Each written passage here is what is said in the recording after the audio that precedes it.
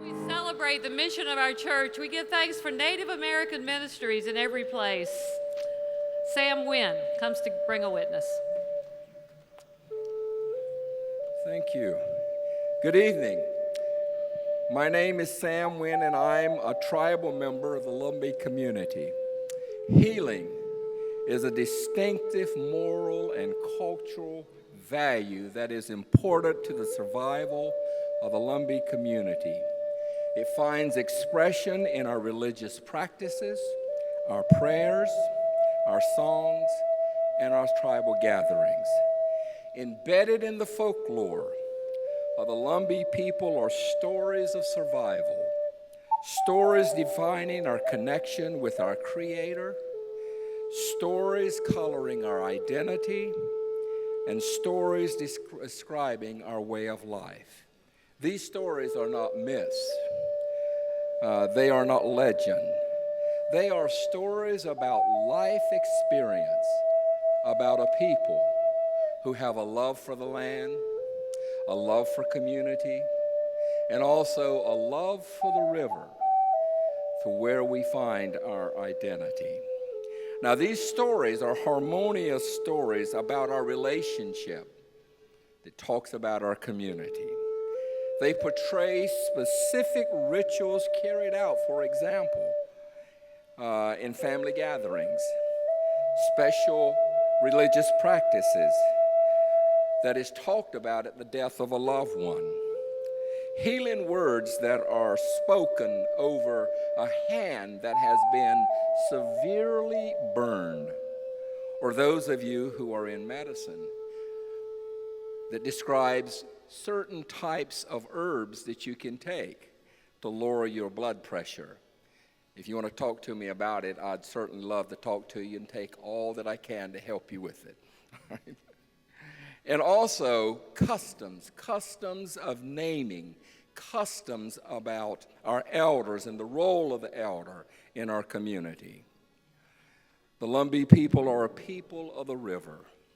We are people who have lived in southeastern North Carolina before the invasion of Western Europeans who came to this land looking for gold and looking for new places to live. Our ancestors enjoyed a solitude born of isolation. We lived on the land, we fished and hunted the game, and we grew our crops in the bottom land near the river, building our homes, and we cherished our healthy relationships with our community, with our family, and with our Creator. The conveniences of the river offered self-sufficiency. The swamps isolated us, providing not only a physical but a psychological home of protection for those who sought to change our way of life. We are identified by the attachment that we have to the farmlands that provide our very survival. A worldview is a distinctive understanding of the reality which interprets and orders the events and the experiences of our community. It is a way of relating the specific life experiences that enables our continuity to continue, but more importantly, our own survival. And when these streams of life are polluted by mistrust, embroiled by injustice, mired by historical trauma, derived from massive sufferings visited upon a people across many generations, we have no other choice but to suffer, and to suffer in silence. And in spite of the physical and the emotional abuse, we have survived as a people. The Lumbee people aren't immune to the encroachment of Western European influence. Our communities have enabled us to be who we are.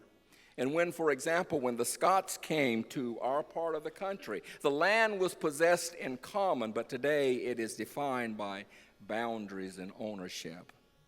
And yet, in spite of this historical trauma, our ancestors continue to survive today. And healing takes place. It takes place in community, and it is never an isolated event. It is exemplified and epitomized and symbolized when tribal leaders and spiritual leaders, we come together and we share the brokenness and the commonality of who we are. Healing is best understood in a common belief in our Creator, described in our stories, passed down to our children, and lived in by community. And the good news is we are still here. And we're United Methodists. We're United Methodists, and we love being United Methodists. And I hope and pray we always will be United Methodists. But that was not always the case. And in the 1900s, there was a brokenness. There was a schism that took place in the Methodist Episcopal Church of what is now the North Carolina Annual Conference. There was a difference and a misunderstanding about what it meant to represent our local churches at the annual conference level. And there were those who said, well, we would rather not participate, and decided to start a new annual conference. But there were some who decided that they would stay.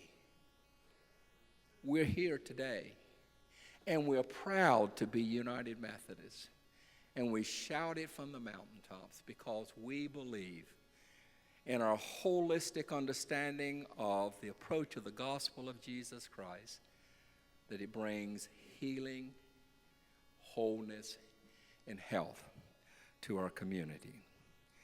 Now, as a result, a number of us continue to believe that we have made giant steps, but we still have a lot of steps to make in the future. And we pray that you will help us to make that happen. And so I invite you, and we will do this as a community, for some things that you can do when you leave from the annual conference. They're printed, and you will see them on the screen. And I'm going to read them as they are presented to us. We're inviting every church in the North Carolina Annual Conference. We'll celebrate Native American Ministries Sunday.